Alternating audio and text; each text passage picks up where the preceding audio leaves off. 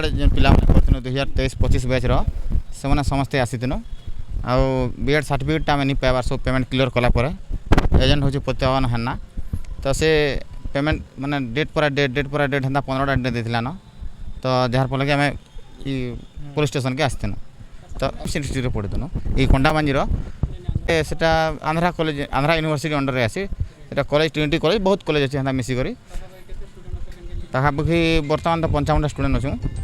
तो सब आम आखर पाखर कि बलांग डिस्ट्रिक्ट